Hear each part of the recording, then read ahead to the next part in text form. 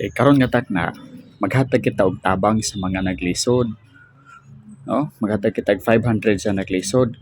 Kinsa man tong makapunit anang basura, atong tagaan anang 500. Kisay mo agad rebe aron mapunit sa basura.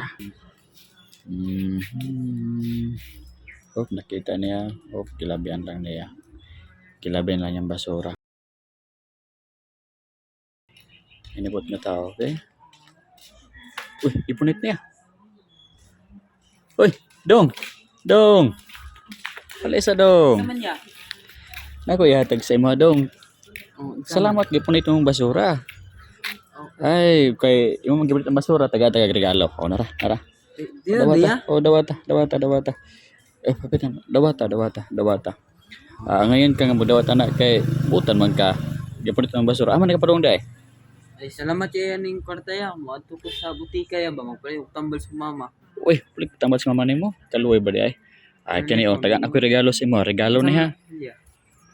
Regalo para tambal palit mama nimo. Oh, Uy, salamat ya. Oh. Matabang gini guys sa mama ba kay kana. mama kay kuan man gud siya nang naglubog na siya ba.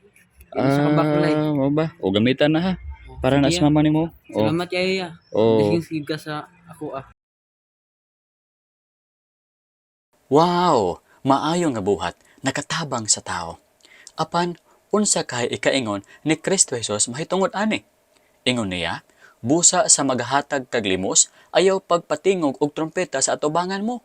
Ingon sa ginahimo sa mga maot sa sulod sa mga sinaguga ug diha sa kadalanan. Aron sila pagdaygon sa mga tao. Sa pagkatinuod, magaingon ako kaninyo nga sila nakadawat na sa ilang balos. Apan ikaw, sa maghatag kag limos, ayaw pahibalua ang kamot mong wala sa gibuhat sa kamot mong tuo. Aron matago ang imong limos, ug ang imong amahan nga nagatan-aw sa tago, magabalos kanimo.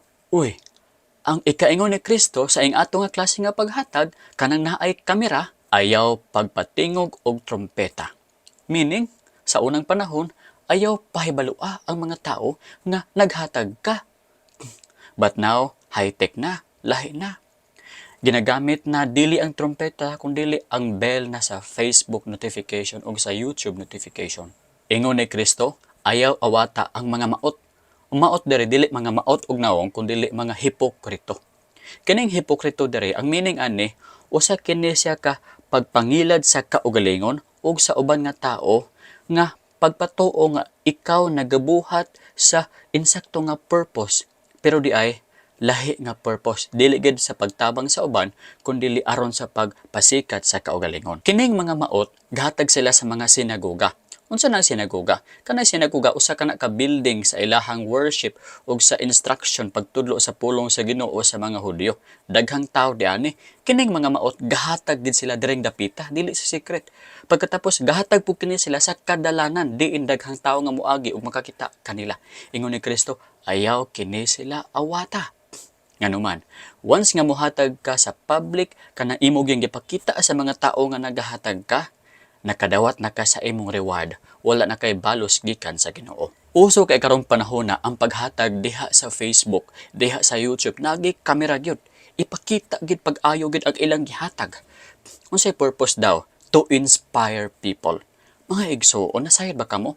Mas ma-inspire ang mga tao nga mahibaluan na lang nila after a year na ikaw ditong hero, ikaw ditong gahatag sa mga kabo, sa mga needy, sa mga victims. Wala sila kabalo kay wala man ka nagsaba.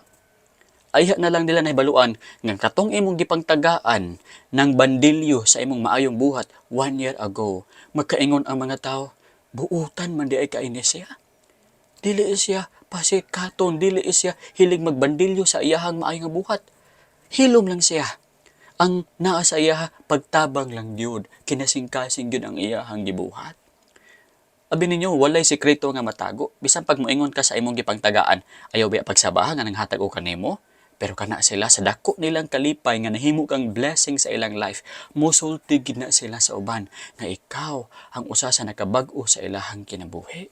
Dayon ang nakadungog, ma-inspire sila nga magsunod sa imuhang secret giving ug mag-follow sila sa imuhang steps. Karon daghan kay nag-follow aning giving nga naay kamera. Kay daghan man likers, daghan viewers. Ayaw pud awata kini mga politiko nga kung makahatag sila project nga di man ila, butangan nila og donated by blank. Donated by blank. Abi mo, ayaw na awata. Kay once nga ang tao makakitaan na og mag-like sila sa imuhang nga post, wala na. Wala na kay madawat nga reward.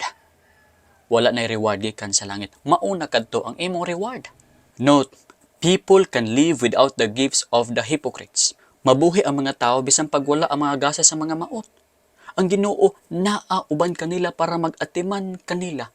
Ang Ginoo maoy gagunit sa ilahang kinabuhi.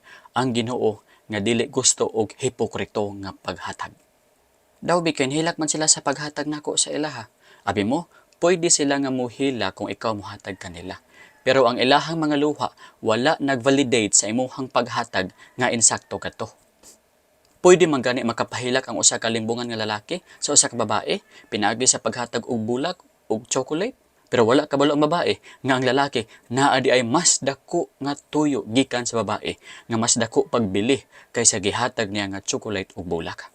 So dili mag-validate ang mga luha sa gihatagan mo nga ang way nimo sa paghatag is insakto na. Mauni ang way nga paghatag nga gusto ni Kristo Jesus. Ingon niya, apan ikaw sa maghatag kag limos, ayaw pahibalua ang kamot mong wala sa gibuhat sa kamot mong tuo. Uy, bisan gani ang imong mga kamot, ang imong wala kamot, ayaw siya pahibalui kung unsa ang imong gibuhat sa tuo mo nga kamot. Bali, figurative kini nga language, kay kini wala man gid ni mga utok. Ang buti pasabot ni Kristo, ayaw ug ayaw gyud ipahibalo sa ubang tawo kung unsa ang gibuhat sa imuhang kamot nga kaayo para sa uban. Kabalo mo sa mga tao nga gahatag sa sikreto, ang Dios naay balos. Ingon pa niya, aron nga matago ang imong limos ug ang imong amahan nga nagatan-aw sa tago magabalos kanimo. Uy mga igsuon, ayaw kabalaka nga ikaw nagahatag sa tago, kay ang Dios nakakita sa imong gibuhat sa tago. Ug siya maghatag kanimo og mga rewards. Ayaw palabiha ang palakpak sa mga tao kaysa palakpak sa ato ang Ginoo. Mas tamis ug mas satisfying, mas makalipay ang approval sa ato ang Ginoo. Kadto mo'y paningkamuti nga makuha. Naa pa reward nga madawat nimo gikan sa Ginoo. Salig lang naa lagi. Wala na makak si Kristo Jesus dili sa bakakon. Kung muhatag ka sa tago, ang Ginoo mo reward kanimo kay nakakita siya sa imuhang gibuhat. God is everywhere. Bisan asa kang maghatag, ang Dios nakakita sa imong gibuhat, nakalista ka na. Ug kabalo mo ingon sa Lucas kapitulo 6:38, panghatag kamo ug kamo pagahatagan. Ang takos nga pinaugdo, dinasok ug tinantan ug magaawas, igabutang raon niya diha sa inyong sabakan. Kay ang takos nga inyong igahatag, mauusab unya ang takos nga inyong pagadawaton. O mga igsuon, mga material nga reward ihatag usab sa Ginoo sa inyo ha. Kung ikaw manggihatagon. Napagi spiritual, napagi kay future reward. Ingon pa sa Bible sa Matthew chapter 16 verse 27, for the Son of Man is going to come in the glory of his Father with his angels and will then repay every man according to his deeds. Moabot si Jesus with his angels diha sa glory sa iyang Father ug siya maga-reward pinasubay sa atong nabuhat diri sa kalibutan. Maga-reward siya og present nga rewards, maga-reward pud siya sa future nga mga rewards. Pero dapat ang imong giving is dili pang panghinambog, kundi sikreto nga giving. Rason ngano nga tagaan ginig reward ang mga tao nga gahatag sa tago, kay kining mga tawhana mao ang tinuod nga maghahatag. Wala sila gahuna-huna sa mga palakpak sa mga tao, sa mga likes sa mga tao, kundi nagahatag sila kay gusto nilang tabangan ang tao nga nanginahanglan. Maulang na ang nasa ilahang mind, kaluoy ug ang ilahang hunahuna tabangan ang nanginahanglan. Bahalag way nakakita. Hatag yun. Sila ang tinuod nga mga bayani. Sila ang tinuod nga mga hero. Awatan ninyo ang Father ba? Sa diyang gihatag niya ang gift sa kalibutan nga si Jesus, wala niya kinigip hatag dito sa palasyo, diin daghan ang makakita, diin daghan ang mubandilyo nga nataw na ang hari sa mga hari. Gihatag niya kini dito sa sikreto nga lugar, sa pasungan. Ug ang first visitors pagyod, mga shepherds pagyod pinakaubos sa katilingban sa unang panahon. Sa tago, ahit kabalaka, kay kumuhatag ka, ibandilyo ra lagi na sa gihatagan nimo, pero kung manghatag ka, ayaw hunahuna nga ibandilyo na nila. Manghatag ka para malipay ang Dios, manghatag ka para matabangan ang nanginahanglan. Bahalag dili ka mo sikat, hatag. Bahalag dili ka iistorya, hatag. Bahalag walay palakpak, hatag. Kay ang Dios nakakita sa imong gibuhat ug ang Dios na bahala sa imuha. Ang Ginoo na bahala mo lift up sa imuha. Ang bahala mo reward sa imuha at tubangan sa public. Ayaw lang gihunaw na ang public, ang hunaw na ang imong tabangan ug ang Dios. Mao lang kana, wa na lain pa. Dili ba di pwede nga maghatag ta nga walay kamera? Pwede man siguro nga magkahatag ta nga walay kamera, no? Malipay pa ang ato ang Ginoo. Pwede man siguro nga magka-donate kita og usa ka project ug usa ka butangan to sa mga tao nga walay inscription nga donated by. Awata ra gud ninyo ang atong presidente nga si Duterte sa unang panahon, wala siya project nga iyang gibutangan donated by. Ang iyang rason, dili man sa dako akong dili katawhan man sa nga kwarta. Nangutana ko gahapon sa post sa Facebook, sa FB page nako. Naabay donated by inscription sa Davao o ang mga Davaoenyo, wala daw sila nakakita og ingon ana nga inscription sa mga projects. Nindot kaayo, awatan nyo na nga example. Most of the gifts gisulod sa box or sa wrapper. Aron nga sekreto. Unya, ang tao dayon nga mga abli, masurprise siya, wow, katsada sa gifts. Unta ingon ani pud ta ba? No. Kita sama sa usa ka gift nga gibutang sa box. Dili kita magsaba-saba kung kita manghatag. Iputos nato atong kaugalingon. Dili kita mangbandilyo sa atong kaugalingon. Ug dayon sa future, masyak na lang sila nga kita day kadtong nanghatag sa mga kabus. Masurprise sila.